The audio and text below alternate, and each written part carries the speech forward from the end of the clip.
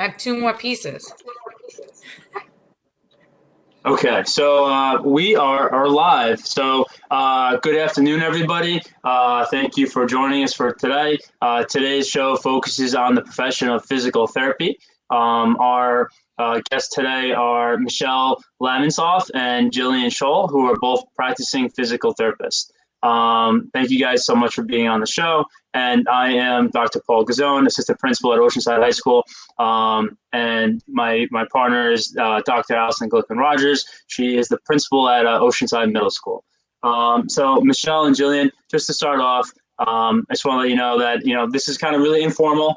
So please just call me Paul and call Allison, first name basis, keep this really light. And for our viewers that are coming in, please feel, if you have any questions while we're talking, please feel free to use the comment box. You can submit any comments or questions you want us to ask.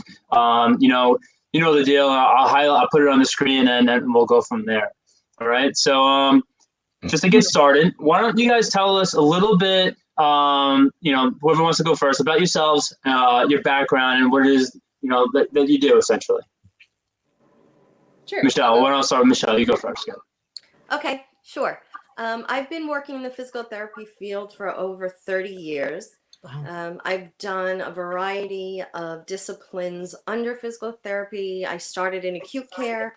I've done orthopedics, went back to acute care. I did some home care so I could have flexibility in my schedule. And currently, and for the last 14 or so years, I've been working as a contact therapist in a school district servicing 2 to 3 schools.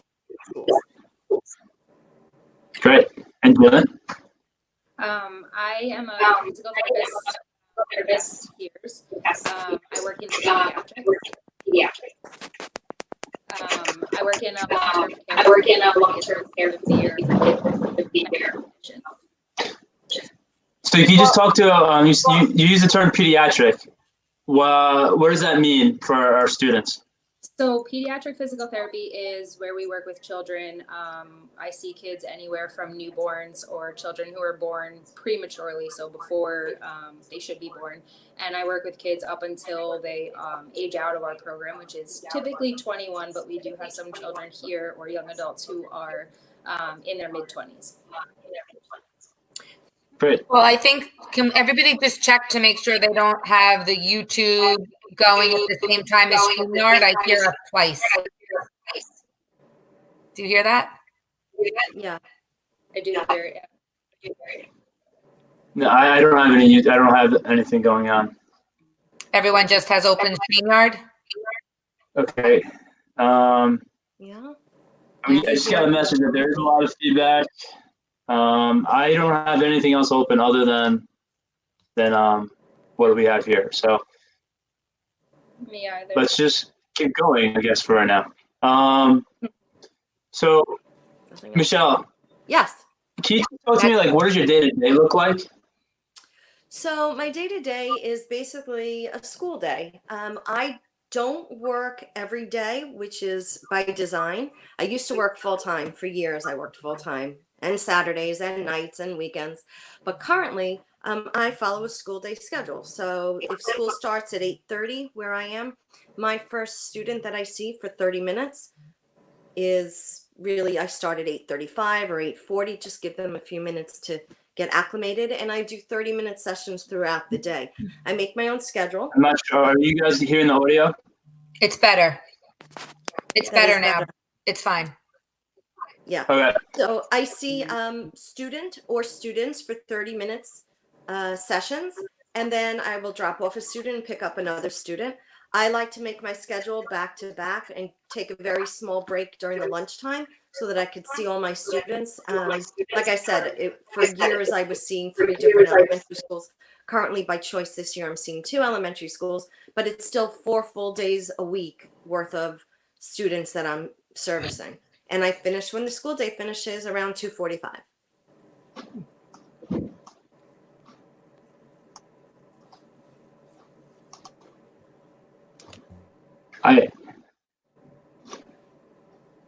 Allison, I can't hear anything right now.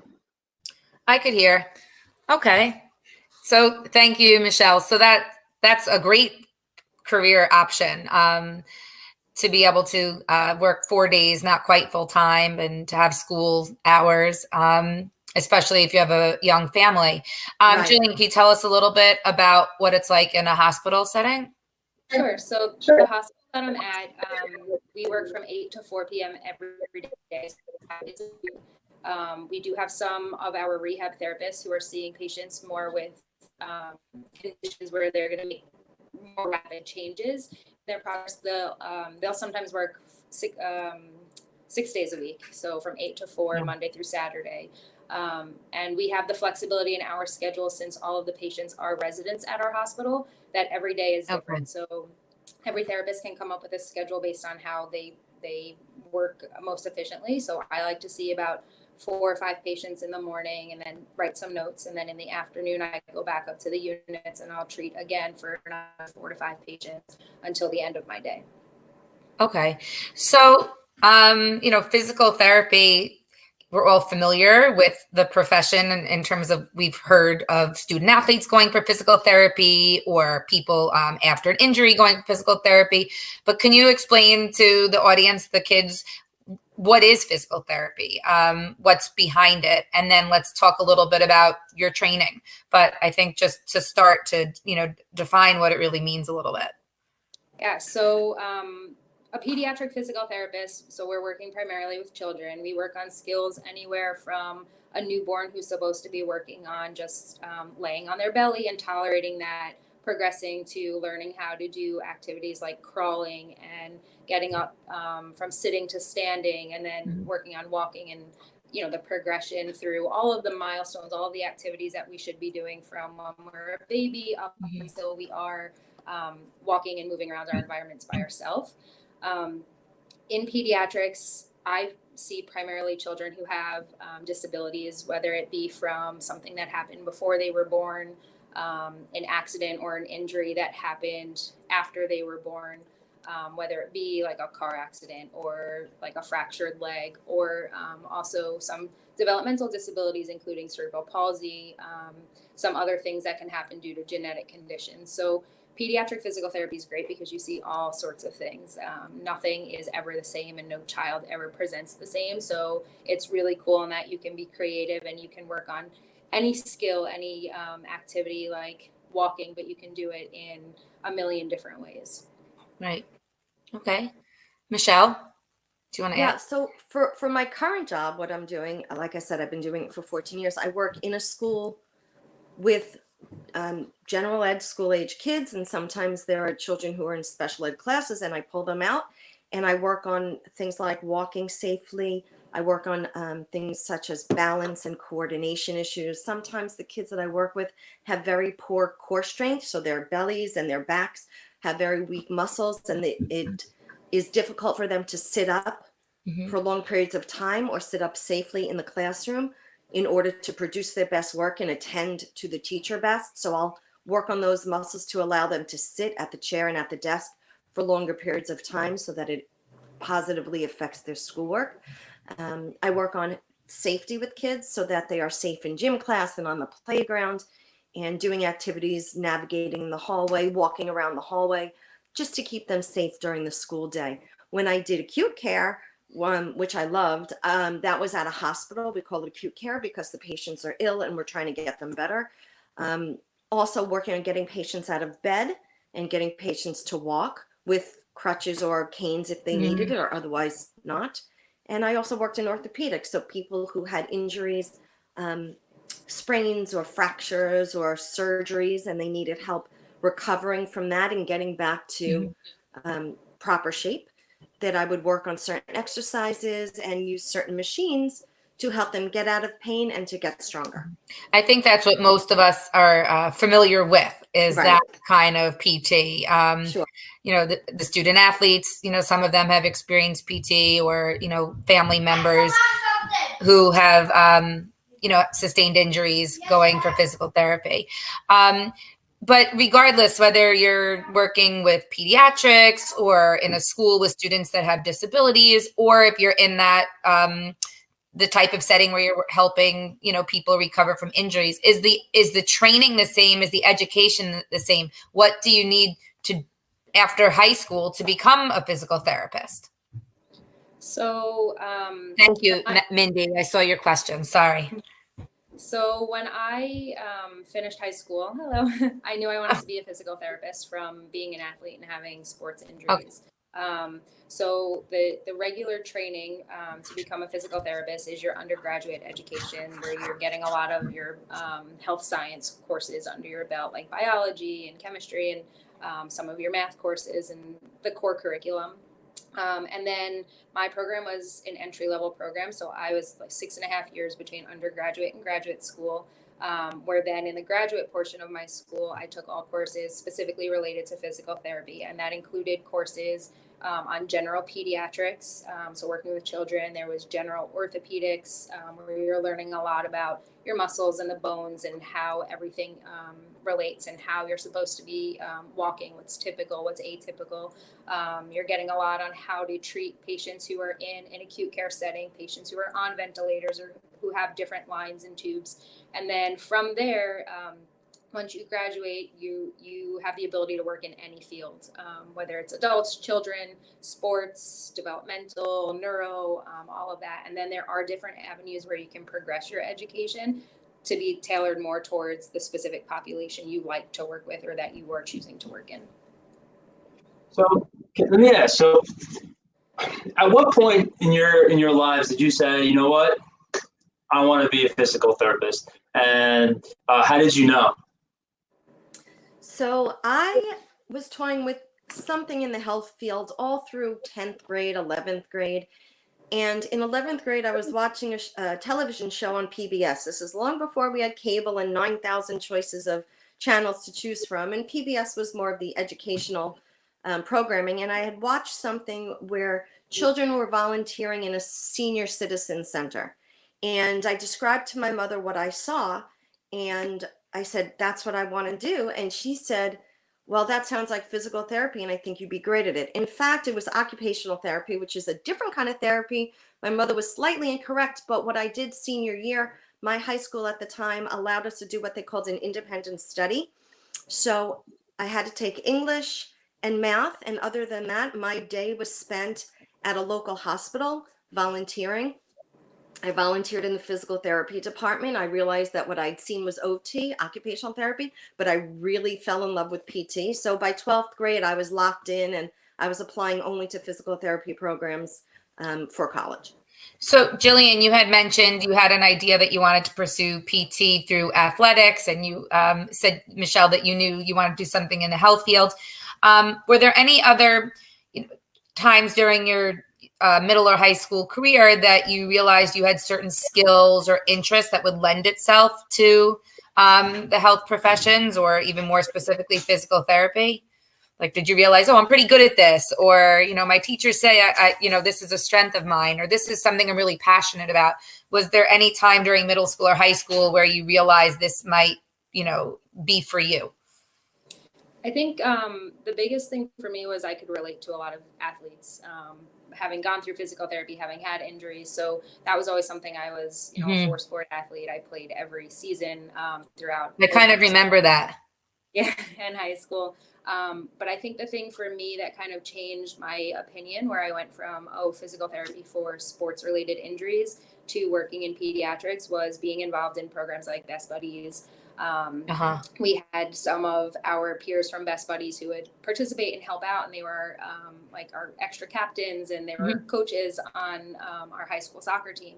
And so from that, I was able to interact more with other peers who had different abilities or different disabilities, all of those things together. And it really kind of opened the door for me for something that I didn't know. Pediatric physical therapy was something that existed as much as I knew of sports related. So that kind of put me in the mindset of working more with children and the younger population. Right. That's interesting. It's good to hear that, because we've mentioned this in other interviews, but it's not just the academic experiences in school that guide children, or students towards their profession. The extracurricular too. You could experience something, in a club or a sport where you come to realize a passion, an interest, or a specific skill set where you would be an asset to a profession. So that's great to hear that you learned that from Best Buddies in combination with your sports. Did you have a little bit of a extra special liking for biology, living environment? Yeah, I mean, I always enjoyed my health science classes or my science classes in general. You don't realize though how much you need the other areas as well, like to some degree history and math, of course, and then even like literature. Those all English classes, they all play a part in, there's constantly the need for doing more research and understanding the literature Right. and all of that when it comes to a field that's constantly changing. That's so a really all of good my courses. That's a really good point. Shout out to Dr. Zirianis, but being able to read the literature, that's true, right? Like any profession, we're always trying to keep current, reading professional journals and that type of thing and make sense of the research and the data and what's reliable and what's not. So great. Okay. Thank you. We like to talk about skills a lot on this show, and especially skills that are specific and unique potentially to the profession that you're in, but also skills that may be transferable across disciplines. And so I'll start with Michelle. What are some skills that you think are important for our students to start developing, as young as like the sixth grade level, and strengthening them as they transition through the K-12 education system in order to be successful in PT? Well, the most general that I could think of is to be a very good listener. And I know that sounds simple, but it's actually not.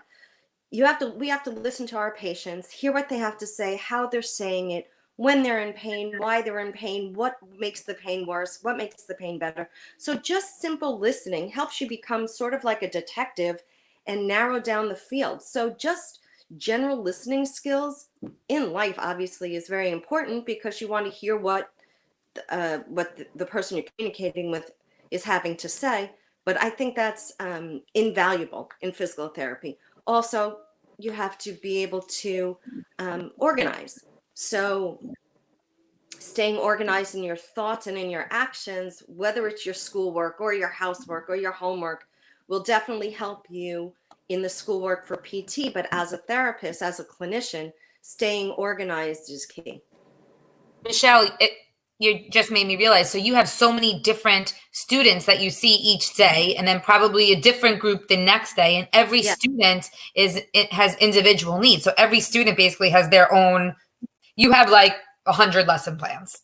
Yeah, right. I do. No student is the same. They're like snowflakes. I say no student is the same. No activity addresses the student in the same way. I may do a general activity with a few students during the day, but why I'm doing it is different, and what I'm looking to get out of it may be different, and how I have them proceed in the activity may be different. I'm just realizing that that's a lot of planning. I mean, first to write the plan, right? Like what they're going to need to do to correct or improve whatever it is they're trying to improve or correct. So you have to make that the initial plan and then know what you're doing each day. And I'm sure that changes as they get stronger and improve. So that is an awful lot of planning. It is. And then we write notes for each student every single day, what they did, how they did. Every day. And it's good because, again, it helps me stay organized, so I could look back on what I did with the student in September, October, and here we are in December. How have they improved? And do it again in January or February. Look where they came from in September. And it's great to see the progress. But if I wasn't organized with my writing or my planning, as you point out, I would not be able to progress the student effectively. So I guess, Jillian, when you first thought about being a physical therapist, you're thinking more of like the physical aspect of it, like the really like working out with the patient, and the gym aspect of it, right? If you're an athlete, you might not have realized initially how much writing, planning, researching, other things come into play when you're a physical therapist. It's not just the gym, right? Good point. Being creative. I working with kids, whether they're school aged or younger. You can have a great plan going into it, and you don't know what side of the bed the patient woke up on, and you don't know what they're going to tolerate and what they're not going to tolerate, and what they'll do well and what they won't do well. And being able to use the different toys or pieces of equipment that you have is definitely important, because sometimes you have to think on the spot, because you get 30 minutes or 45 minutes with the patient, and you're trying to get as much as you can out of it, so that the patient is able to make the progress that you're looking for. Right. So, what about patience and empathy? What kind of role do those two characteristics have in your profession? Are they important? Is it important to have patience and empathy? Let's just talk about that for a little bit. Yeah, I think it's imperative. I don't think you could do this job without being empathetic, sympathetic, or having patience. And you'd asked a question earlier, were there things outside of academics that impacted my decision to become a PT? And I was thinking at the time that being I was a babysitter at an early age, and being a camp counselor throughout my career, you have to be patient and empathetic with those kids, in those fields as well. I feel like if you are not patient and empathetic, it can't be one or the other, then in my opinion, you're not going to relate to the patient well, and it will negatively impact the result you may get out of the patient. You may get something out of them if you don't have patience, or if they feel like you're not listening to them, or if you're not being empathetic. I may get something out of my patient, but I feel for sure that I would get more if there was a mutual communication of patience and empathy, for sure. Yeah, I mean, I brought that up because I think a lot of times we talk about the skills you need to be successful in a certain career, but I think it's also important to talk about sometimes, the skills that might be absent, or the characteristics that might be absent that might make this a career or a profession not for you. For someone who might, want results right now, right? Someone maybe like a coder who's constantly on a computer doing something. They may not have patience to be as successful in PT, and kind of knowing yourself and what you're good at and what your skills are is important to help guide you where you're going with your profession.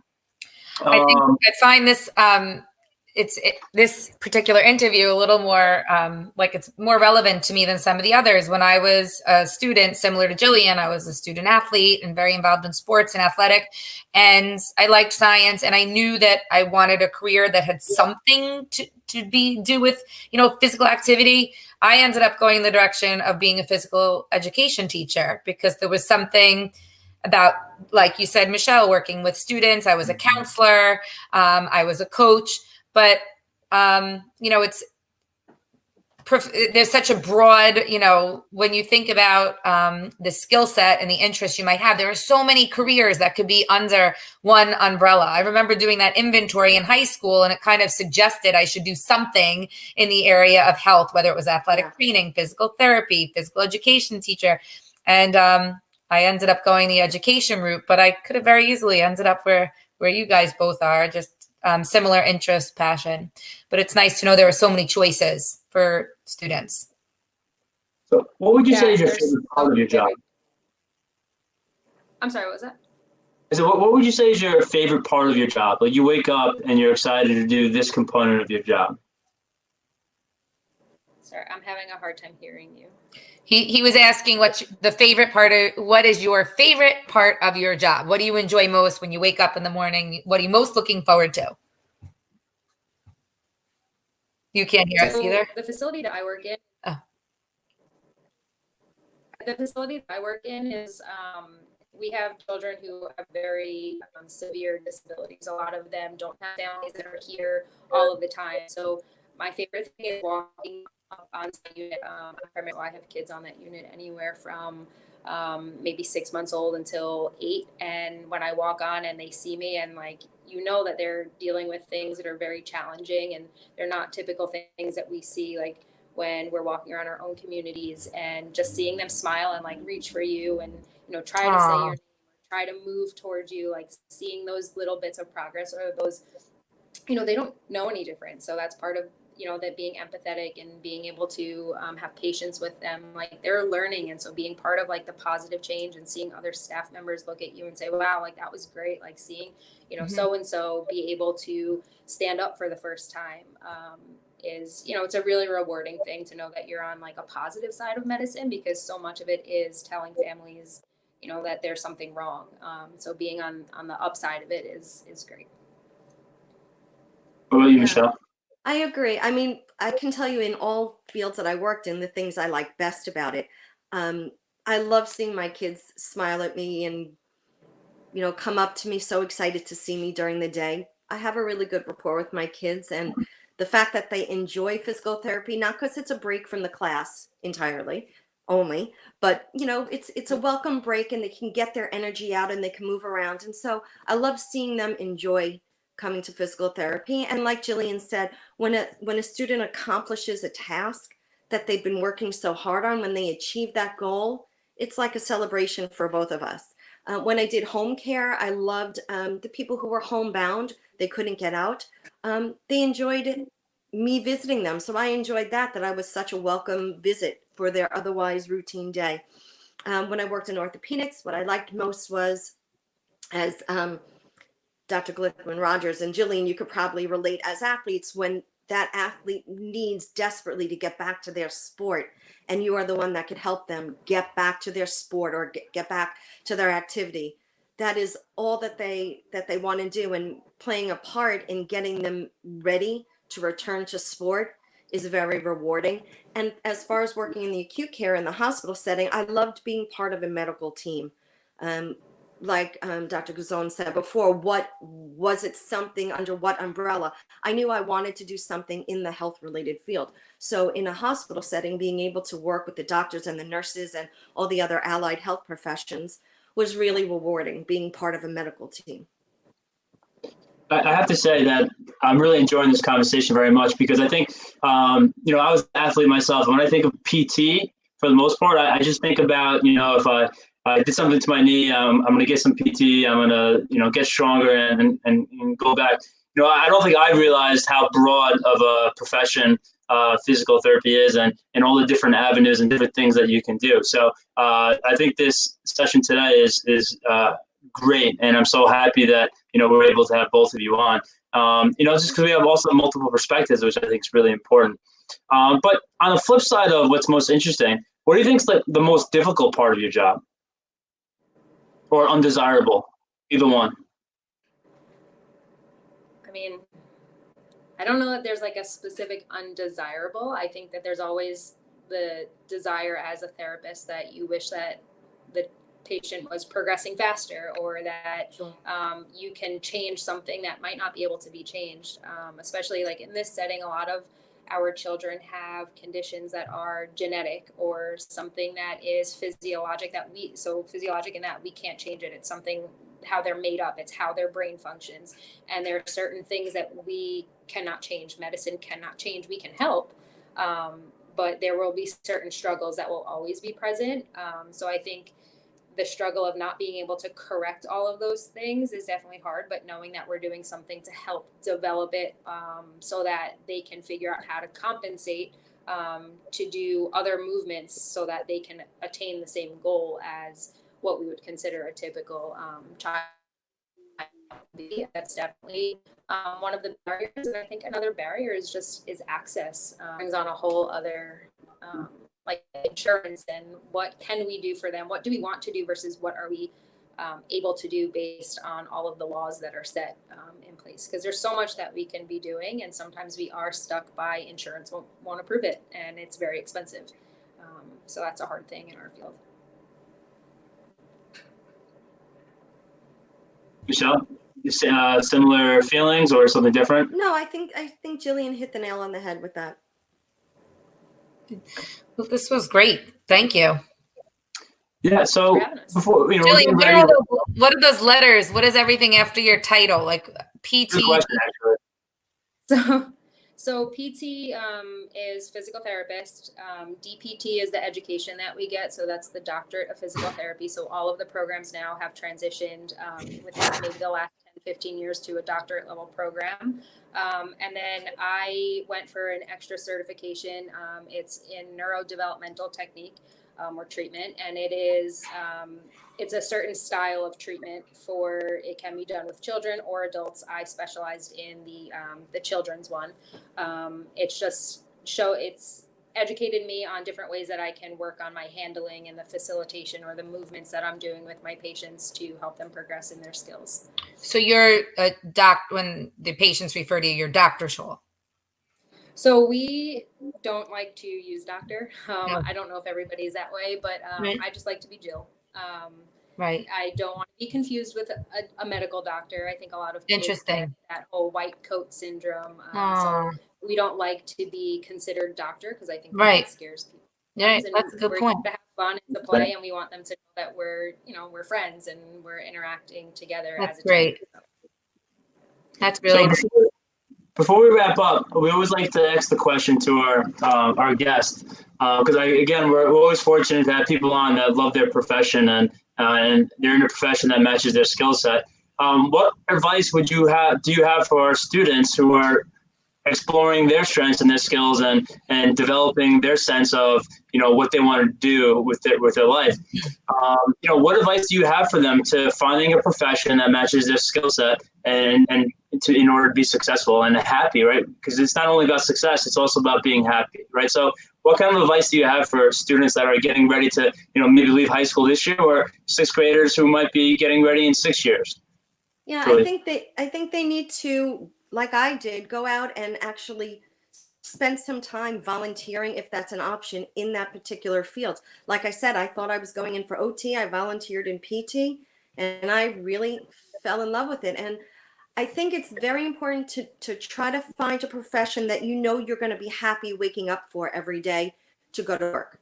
That's something that is going to be fulfilling to you and enjoyable to you to wake up every day and want to be helping and want to be doing. And that makes it not feel like work when it's something you really truly enjoy. The other thing I'll say, I think this goes for any profession, but I will tell the students, for me, the key to success in the academic rigor of physical therapy program was staying ahead of the schoolwork. Don't let the schoolwork get behind you. Don't let it build up. Stay ahead of it. If there's information that I didn't understand, I would try to, and I recommend, try to make sure that you find out the information. Don't let it sit and bog you down, but don't let the schoolwork don't let the schoolwork back up. You both said you went to school directly for PT. Where did you go to school? Just curious. Like I what's? went to Quinnipiac. Oh yeah, Quinnipiac.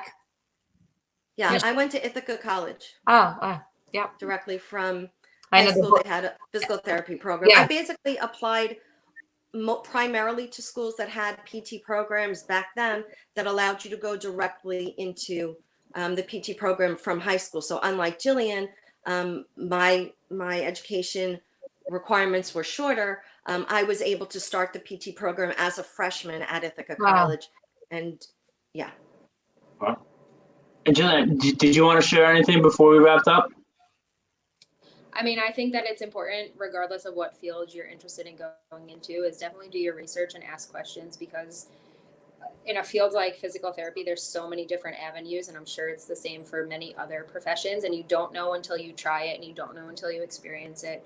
I mean, as a physical therapist, I never knew that I'd be doing like mechanical engineering work on toy cars. And that's something that I do as part of my, my daily work, because it's something that relates to physical therapy. So you never know, how things interrelate until you ask the questions, and you can go out and see it and really get a feel for what you think that you're interested in and want to go after. Great. That's great. That's Thank great. you. Well, guys, listen, thank you so much. And before we wrap up, I just want to give some shout outs to some of our regulars. So Joe and Vincent Capone, guys, thanks for coming on. Mindy, thanks for being here. Dr. Giannis, Mr. Utrecht, Ms. Gordon, and Board of Education member Seth Blau. Thank you guys for being part of the show, and I hope you guys will enjoy your evening. Coming up for our next couple sessions, tomorrow we have our mental health day. So we have Kevin Carbonetti, high school counselor, Dr. Nina Weisenmeter, she's a high school psychologist, and Kathy Dunn, who is a middle school counselor. On Friday, we have Glenn Myers, who's an aerospace mechanical engineer. On Monday, we have Michael White, who is who's part of the New York City Carpenters Union. And Wednesday, we have Susan Spindle, who works in fashion merchandising, and we're still working on Tuesday. And I don't want to forget to shout out Miss Celia. She's also here. So, guys, thank you so much. Appreciate it. And we'll see you guys soon and talk again. Bye-bye. Great. Thank you. Thank Bye, you. guys. Good luck. Bye.